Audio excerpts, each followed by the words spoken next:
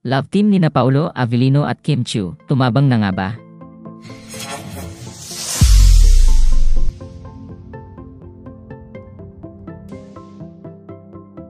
Sa bagong episode ng Ogie Diaz Showbiz Update na in-upload nitong ika-18 ng Abril ay nagbigay ng update si Ogie Diaz tungkol kina Paolo Avellino at Kim Chiu.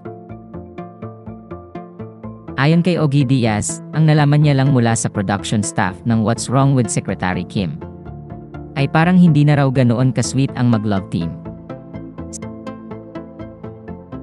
Sinabi rin niya na mas sweet raw sina Paolo at Kim noong una, pero nito na raw ay parang hindi na ganoon ka-sweet ang dalawa. Bagamat sinabi ni Ogie Diaz na malabo na raw yung ligawan, umaasa naman siya na sana ay sina Paolo at Kim pa rin ang magkatuluyan dahil gustong-gusto niya ang dalawa. Anya, sa totoo lang, hindi pa po sila. Yun lang ang ating wini-wish. Kasi ang nalaman ko lang mula sa production staff ng What's Wrong with Secretary Kim, parang hindi na raw ganon ka-sweet. Okay sila sa set. Pero yung ligawan medyo malabo raw. Syempre, nalungkot ako. Mas sweet sila nung una.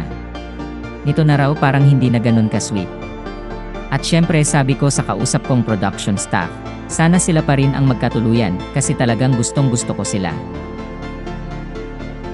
Nilinaw rin ni Ogie Diaz na hindi raw magkagalit sina Paolo at Kim at nagkakasundo rin daw ang dalawa. Matatandaang nakitaan ng chemistry sina Paolo at Kim mula nung gumanap sila sa kapamilya TV series na Linlang.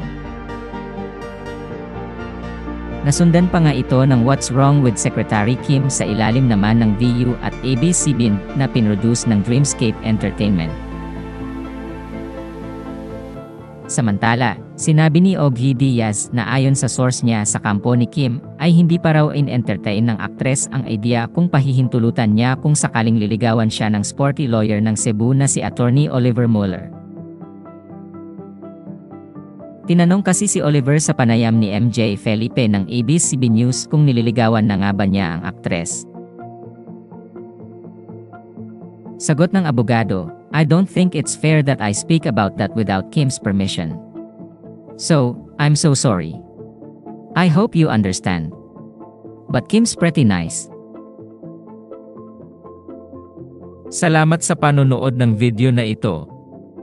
Huwag kalimutang mag-subscribe sa aming YouTube channel, i-like ang video na ito, at i-turn on na rin ang notification bell.